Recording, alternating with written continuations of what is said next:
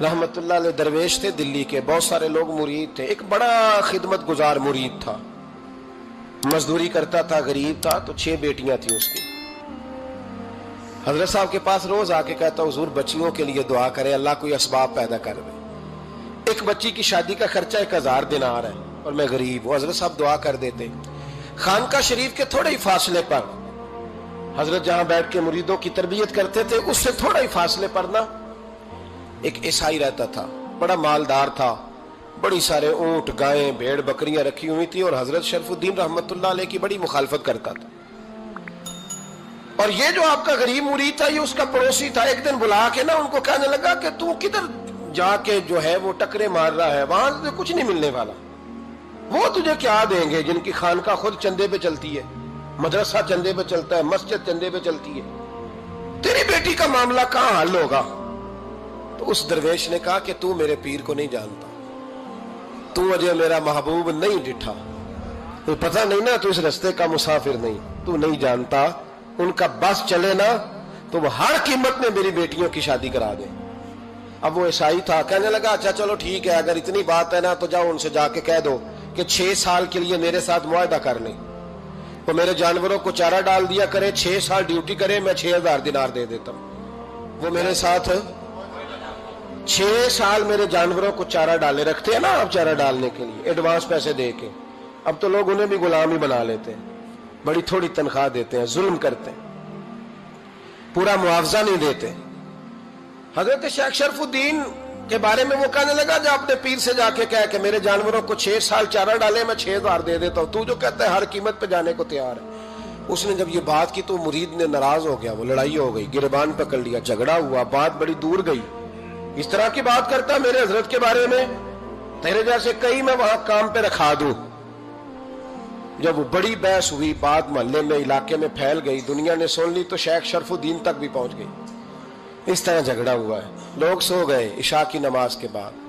हजरत साहब ने ना सर पे कपड़ा लिया, उस ईसाई के दरवाजे पे दस्तक दी, वो बाहर आया, फरमाने लगे लोग तो सोच समझ के मुलाजम रखते हैं, तूने भी तो सोच ही लिया होगा, तभी तो मुझे ऑफर की है। तू अपनी ऑफर पे कायम है? वाकई मुझे रख लेगा और 6000 दिनार दे देगा? कहने लगा जा बाबा काम कर अपना। फरमाया नहीं, तूने इतने लोगों में बात की, इतनी बहस हुई, तो कायम है? कहने लगा मैं तो कायम हूं, पर आपने नहीं कायम रहना। फरमाया मैं सोच समझ के आया हूं। उसने कहा आप ड्यूटी करेंगे, भैंसों को चारा डालेंगे? फरमाया एक शर्त, बस जब अजान हो जाए ना तो मुझे रब की नमाज पढ़ने की इजाजत दे देना, बाकी सुबह शाम जो तू कहेगा। अगर उस गरीब की बेटियां ब्याही जाए तो मुझे और क्या चाहिए? उसकी 6 बेटियों का बोझ है उसके सर पे, तू मुझे रख ले। अल्लाह अकबर। वो कहने लगा चले पे मेरे साथ खते बंदगी कर ले। आजकल हम स्टाम करते हैं, उस जमाने में खते बंदगी होता था, गुलामी का खत, काजी शहर के पास, यानी उसका ख्याल था कि चलो स्टाम की बात करूंगा तो भाग जाएंगे। फरमाया चल मैं तैयार हूं। काजी तक गए, तय हो गया, 6000 दिनार दे दिए। हजरत ने मुरीद को बुलाया, फरमाया पुत्र ये ले जा, जा मेरी बेटियों को रवाना कर दे। कहने लगा हुजूर ये क्या कर रहे हो आप, कुछ सोचे? फरमाया यार जब तुझे बेटा बना लिया तो फिर मेरी पोतियां तो लगती हैं ना, मेरा हक तो बनता है ना, जा जाके ड्यूटी कर, उनको ब्याह दे। बात फैल गई। बादशाह भी अकीदतमंद था, वो 12000 दिनार लेके पहुंचा। क्या बताऊं इन रब के बंदों का दिल कैसा होता है, क्या दर्द होता है, क्या रंग। 12000 दिनार लेके बादशाह आया और आके हजरत को पेश किए, का हुजूर आप दें इस ईसाई को, डबल दें और जाए काम करें। आप फरमाने लगे तू पैसे दे, शर्तें ना लगा, मेरा जहां दिल करेगा मैं खर्च करूंगा, मुझे तो मजा ही अब आने लगा है, अभी तो लुत्फ आ रहा है, अभी तो जायका आया है कुछ करने का, पैसे देने हैं तो दे, पाबंदी ना लगा, जहां मेरा दिल करेगा मैं। उसने कहा हुजूर ठीक है रख ले। हजरत ने फजर मस्जिद में पढ़ी, जेब में 12000 दिनार थे, ऐलान फरमाया भी किसी और की बेटी भी बैठी है तो पैसे मेरे पास है। वो 12000 दिनार भी बांट दिया, और 12000 दिनार बांट के ना तो फिर चले गए खेत में चारा काटने। उस ईसाई को किसी ने बतलाया कि उनके पास तो 12000 आया है, पर तुझसे जान नहीं छुड़ाई उन्होंने, कि वादा ये हुआ था कि 6 देंगे तो जाएंगे, जब तक देंगे नहीं तेरे घर में काम करेंगे। वो ना चारा काट रहे थे, हजरत साहब तो वहां पहुंच गया, दूर जाके खड़ा हो गया, कहने लगा बाबा پہلے تو میں نے مسلمانوں کے اخلاق سنے تھے، اب تو میں نے دیکھ بھی لیے، پر یہ بتا جب 12,000 آیا تھا جان کیوں نہیں چھڑائی؟ تو حضرت چارہ کاٹتے کاٹتے رو پڑے، فرمانے لگے تو نہیں نہ جانتا یہ بیٹیاں سانجی ہوتی ہیں، پتہ نہیں نا؟ میرے رسول پاک نے تو حاتم تائی کی بیٹی کے سر پہ کپڑا رکھ کے کہا تھا بیٹیاں برابر ہوتی ہیں، تو یہ نہیں پتا جب اس کی 6 بیٹیوں کی شادی ہوئی ہے میرے اندر روحانیت کتنی بڑی ہے۔ فرمایا پھر 12,000 آیا ہے تو 2-4 بچیاں پھر گئی ہیں، تجھے نہیں پتا میں اندر سے راضی کتنا ہوں، میں تیری نوکری کرتا رہوں گا، پتہ نہیں اللہ کتنی بیٹیوں کو بیاہ دے گا۔ اتنا رویا وہ عیسائی کے پیروں میں بیٹھ گیا، کہنے لگا بابا میں نے تیری مخالفت کی ہے پر تیرے قریب آ کے پتہ چلا ہے کہ تو بہت اونچے اخلاق کا مالک ہے، اور اگر تیرا یہ مقام ہے تو تجھے اخلاق سکھانے والے محمد عربی کی شان کتنی ہوگی۔ ظالم کی بولیے جاتے نہیں لوگ جھوٹے گواہ بن کے، وکیل صاحب کو نہیں پتا ہوتا کہ یہ بندہ مجرم ہے جو میرے پاس آیا، کیا مجرموں کے وکیل نہیں ہوتے؟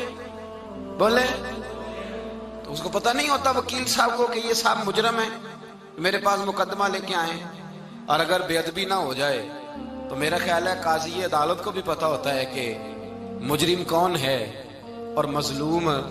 میرے نبی پاک صلی اللہ علیہ وسلم نے اس قدر زیادہ سختی فرمائی اس مسئلے میں، فرمایا جس کو پتا تھا کہ فلاں آدمی ظالم ہے، ظلم کر رہا، پھر وہ ظالم کا گواہ بنا یا اس نے ظالم کی مدد کی، کتنی کی؟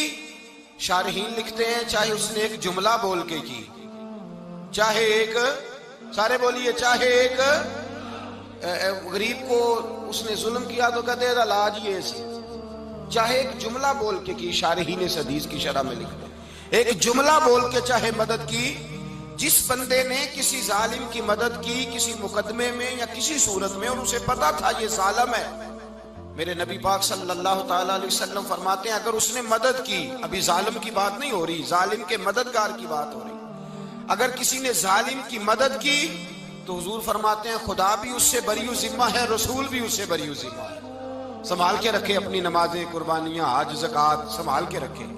اگر ظالموں کا مددگار ہے، الیکشن آ لینے دے، آپ کو نظر آ جائے گا کون کون ظالموں کا مددگار ہے، نظر آ جائے گا۔ اپنی جیب سے لوگ پیسے دے کے ظالموں کی مدد کریں گے، ان کے فلیکس چھپوائیں گے، بورڈ لگوائیں گے، جیبوں سے پیسے دے کے۔ ہم نے خود آگ لگائی ہے چمن میں اپنے، بے سبب گردشی ایام کو الزام نہ دو، ہم نے خود نور کا ظلمت سے کیا ہے سودا، کر کے توہین سحر شام کو الزام نہ دو۔ ظالموں کے مددگار میدان میں آ گئے، یہ چھوٹا لفظ نہیں، میرے حبیب پاک صلی اللہ علیہ وسلم نے فرمایا جو ظالم کا مددگار ہے سن لے جو سجن کے ساتھ کچہری جاتا ہے، وہ یاد رکھے جو دوست کا گواہ بنتا ہے، وہ یاد رکھے جو کہتا ہے میں مانگی گیا تھا، مجھے بلایا گیا تھا قبضہ چھڑانے کے لیے کسی غریب بیوہ کی جائیداد پہ، وہ سن لے تو مدد کر کے نہیں آیا، تو خدا کے ذمے سے نکل گیا ہے۔ رسول پاک نے فرمایا تیرا میرا تعلق ختم ہو گیا، تو ظالم کا مددگار ہو گیا، پھر تو کہتا میں بے چین ہوں، میں بے قرار ہوں، میں آزمائش کا شکار ہوں، پلٹ کے دیکھ تو صحیح تیرا گناہ کتنا بڑا ہے۔ میرے نبی پاک صلی اللہ علیہ وسلم کا ایک اور فرمان سن لیں، ابن ماجہ ابو داؤد میں موجود ہے، اس حدیث کو آپ نے یاد کر لینا ہے، کر لیں گے انشاءاللہ، سارے کہیے انشاءاللہ، کر لیں گے یاد۔ حضور صلی اللہ علیہ وسلم نے فرمایا اگر تو ظالم کی مدد کرے گا نا، یہ لفظ دل کی تختی پہ لکھ لینا، یہ مکافات عمل ہے، مکافات عمل دنیا، ادھر کرو گے تو ادھر بھرو گے۔ فرمایا اگر تو کسی ظالم کی مدد کرے گا، سن لے حضور کا فرمان ہے، اگر تو ابن ماجہ ابو داؤد سیاہ میں موجود ہے، فرمایا اگر تو کسی ظالم کی مدد کرے گا تو رب تعالیٰ مرنے سے پہلے تیرے اوپر بھی ظالم کو مسلط کر دے گا، تیرے اوپر بھی ایک دفعہ ظلم ضرور ہوگا اگر تو ظالم کی، وہ کسی صورت میں بھی ہو سکتا ہے، کسی صورت میں بھی تیرا بیٹا ہی اٹھ کے ظلم کر دے گا، تو الجھ جائے گا، کسی نہ کسی جگہ تیرے لیے تباہی کا سامان ہوگا، تیرے اوپر ظلم ہوگا، اس لیے کہ تو ظالموں کا مددگار ہے۔ چاہیے یہ تھا کہ تو مظلوم کی مدد کرتا، انسانی ایمانی یقین کا فریضہ سر انجام دیتا، تو ظالموں کا مددگار ہو گیا۔ ٹٹول کے دیکھ لیں، رزلٹ نکال کے دیکھ لیں، ہمارے زمانے میں ظالموں کے مددگار زیادہ ہیں، اتنی لمبی زبانیں نکال کے ظالموں کی مدد کرتے ہیں، بڑے بڑے کالم نویس اللہ نے انہیں قدرت دی لکھنے کی، تو اپنا قلم ظالموں کی مدد میں خرچ کرتے ہیں۔ وہ لوگ جن کو اللہ تبارک و تعالیٰ نے قدرت دی، ہمت دی، طاقت دی، کچھ لوگ ان کے حلقہ احباب میں، وہ اپنے لوگوں کو استعمال کر کے ظالموں کی مدد کرتے ہیں، ظالموں کی مدد کرتے ہیں۔ میرے نبی کریم سید عالم نور مجسم صلی اللہ علیہ وسلم نے فرمایا، اگر تو نے ظالم کی مدد کی تو جب تک تو توبہ نہیں کرے گا رب تجھ سے ناراض ہی رہے گا۔ اللہ تجھ سے، او بھائی جس سے رب بھی ناراض ہو گیا، نہ کھانا نہ پینا نہ سونا نہ جاگنا نہ نیند، پھر تیری ہر چیز تیرے لیے آزمائش ہو جائے گی، پھر تیرا سایہ بھی تیرے لیے خوف کا سامان بنے گا، پھر زندگی جیتی جاگتی لاش بن جائے گی، تو اپنے کندھوں پر اپنی میت اٹھائے پھرے گا جب تو ظالم کا مددگار ہوگا۔ اور نبی پاک صلی اللہ علیہ وسلم نے فرمایا، ظالموں کا مددگار بھی ظالم ہوتا ہے، ظالموں کا مددگار بھی، سارے بولے ظالموں کا مددگار بھی نہیں، کو نہیں، آپ سارے نہیں بولے، ایک دفعہ بولے ظالموں کا مددگار بھی، پکی بات ہے، ظالموں کا مددگار بھی۔ اللہ اکبر، جس کا یارانہ ہو، جس کا دوستانہ ہو، جو کہے میں نے نا اس کو اوکھے ویلے کے لیے ظالم کو یاد رکھا ہوا ہے۔